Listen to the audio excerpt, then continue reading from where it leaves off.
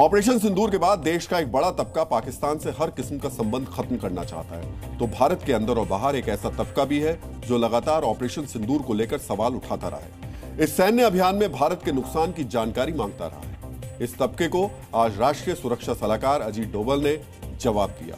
Operation सिंदूर को लेकर डोभाल का यह सख्त और सधा हुआ जवाब आपको भी बेहद गौर से सुनना चाहिए। Thereafter, a lot of things are said that this thing, foreign press and all these things, they said Pakistan did that and this. You tell me one photograph, one imagery. These days, these imageries are from the satellites all over the world. They are this thing. Which shows any Indian damage being done, even a glass pane having been torn. NSA Ajit Doval को एक शैक्षिक मंच से इस किस्म की बातें क्यों कहनी पड़ी?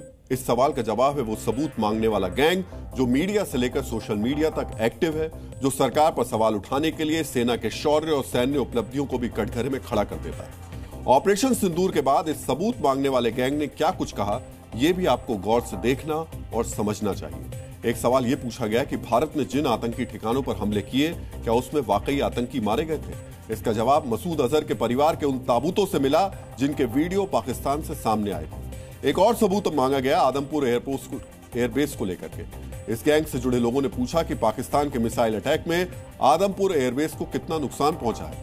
इस सवाल का जवाब पीएम मोदी ने आदमपुर एयरबेस पर जाकर दिया। और तीसरा ये यूं कहें कि सबसे बड़ा सवाल पूछा गया कि ऑपरेशन सिंदूर में भारत के कितने राफेल विमान पाकिस्तान ने गिरा दिए। इसका जवाब खुद राफेल बनाने वाली कंपनी से आया, जिसने साफ कहा कि ऑपरेशन सिंदूर के दौरान सिर्फ एक विमान को नुकसान पहुंचा और उसकी वजह तकनीकी खराबी थी, ना कि पाकिस्तानी कार्रवाई। सेना के शौर्य के सबूत मांगने वालों को आज एक सबूत हम भी देना चाहते हैं। यह सबूत भी उसी सवाल से जुड़ा है कि पाकिस्तान ने भारत के कितने राफेल विमान गिरा दिए। अमेरिकी वायुसेना के एक पूर्व फाइटर पायलट ने अपने आकलन में ऑपरेशन सिंदूर में राफेल की भूमिका को लेकर अहम जानकारी दी है। भारतीय वायुसेना की राफेल से जुड़ी यह रणनीति आपको भी गौर से समझनी चाहिए। इस आकलन में बताया गया कि ऑपरेशन सिंदूर के दौरान भारतीय वायुसेना ने अपने राफेल विमानों को गार्ड एक्स तकनीक से लैस किया था। गार्ड एक्स एक ऐसी तकनीक है जो खासतौर पर राफेल के लिए तैयार की गई। इस तकनीक में उड़ान के दौरान राफेल से एक छोटा पॉड निकलता है जो विमान से तार के जरिए जुड़ा रहता है। इस पॉड से बिल्कुल वैसे ही सिग्नल छोड़े जाते हैं जो राफेल के होते हैं। यही भारतीय वायुसेना ने भी किया था।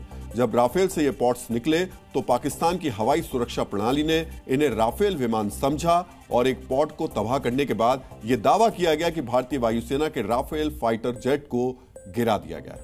भारत में राफेल गिराए जाने को लेकर सवाल उठे तो चीन में राफेल की ऐसी दहशत फैली कि फ्रांस की इंटेलिजेंस एजेंसी को हरकत में आना पड़ा। फ्रांसीसी एजेंसियों की जांच में सामने आया कि दुनिया भर में स्थित चीनी दूतावासों ने स्थानीय मीडिया के जरिए राफेल को कमजोर दिखाने का प्रोपेगेंडा किया।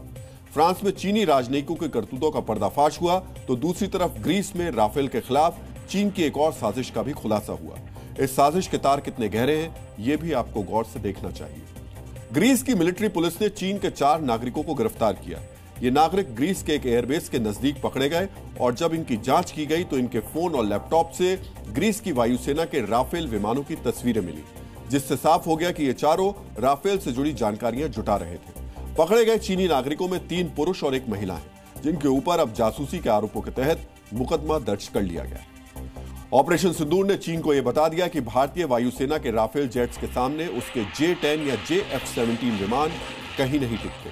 शायद यही वजह है कि 2 दिन पहले चीन की एयरफोर्स के चीफ पाकिस्तान गए थे। इस मुलाकात को लेकर पहले कहा गया था कि मीटिंग का मकसद चीन और पाकिस्तान की वायुसेना के बीच सहयोग बढ़ाना है, लेकिन बाद में चीन की सरकारी मीडिया ने ही कबूल लिया कि उनके एयर चीफ के पाकिस्तान दौरे की वजह ऑपरेशन सिंदूर में इस्तेमाल हुई रणनीति को समझना था। चीन को भारत की शक्ति और रणनीति समझ आ चुकी है।